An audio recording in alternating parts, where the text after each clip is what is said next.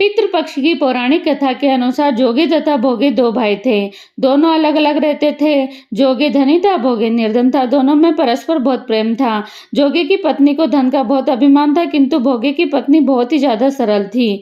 पितृपक्ष आने पर जोगी की पत्नी ने उससे पितरों के श्राद्ध करने के लिए कहा तो जोगी इसे व्यर्थ का कार्य समझकर टालने लगा, किंतु उसकी पत्नी समझती थी यदि ऐसा नहीं किया गया तो लोग बातें बनाएंगे।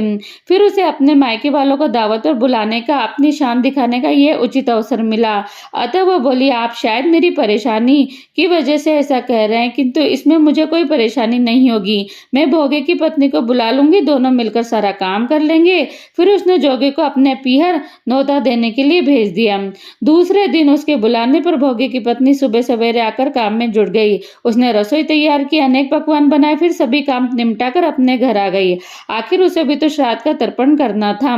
इस अवसर पर न तो जोगे की पत्नी ने उसे रोका, न ही वो रुकी। शीघ्र ही दोपहर हो गई। पितर भूमि पर उतरे। जोगे भोगे के पितर पहले जोगे के यहाँ गए। वहां क्या देखते हैं कि उसके ससुराल वाले वहां भोजन पर जुटे हुए हैं। निराश होकर वे भोगे के यहाँ आए। वहां क्या था, मात्र पितरों के नाम पर अंगियारी दे दी गई थी। पितरों ने उसकी राख चाटी और भूखे ही नदी के तट पर जा पहुंचे। थोड़ी देर से सारे पितर इकट्ठे हो गए, अपने अपने यहाँ के श्राद्धों की बड़ाई करने लगे। जोगे भोगे के पितरों ने भी अपनी आप बीती सुनाई।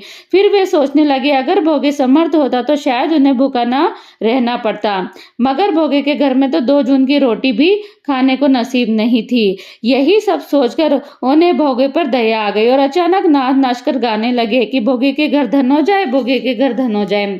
सांझ होने को हुई। भोगे के बच्चों को कुछ भी खाने को नहीं मिला था। उन्होंने माँ से कहा भूख लगी है। तब उन्हें टालने की गरज से भोगे की पत्नी ने कहा, जाओ आंगन में होदी औंधी रखी है, उसे जाकर खोल लो, जो कुछ मिले बांट कर खा लो। बच्चे वहां पहुंचे तो क्या देखते हैं कि होदी में मोहरे से भरी हुई है। वे दौड़े दौड़े माँ के पास आए, पहुंचे और उसे सारी बातें बताई। आंगन में आकर भोगे की पत्नी ने ये सब कुछ देखा, वह हैरान हो गई। इस प्रकार भोगे की भी धनी हो गया, मगर धन पाकर वह घमंडी नहीं हुआ। दूसरे साल का पितृपक्ष आया।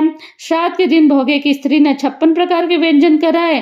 पहले ब्राह्मणों को बुलाकर श्राद्ध किया, भोजन कराया, दक्षिणा दी। जेठ जेठानी को सोने चांदी के बर्तनों में उसने भोजन कराया। इससे पितर बड़े प्रसन्न हो गए तथा तृप्त हो गए। पूर्वजों की स्मृति से मन पाता है बल, श्राद्ध से जीवन में आता है सुख अटल। जो छूट गए राहों में वे भी साथ चले, श्राद्ध से हर पीढ़ी प्रेम से फिर मिले। तो आप भी सभी मन से श्राद्ध कीजिए।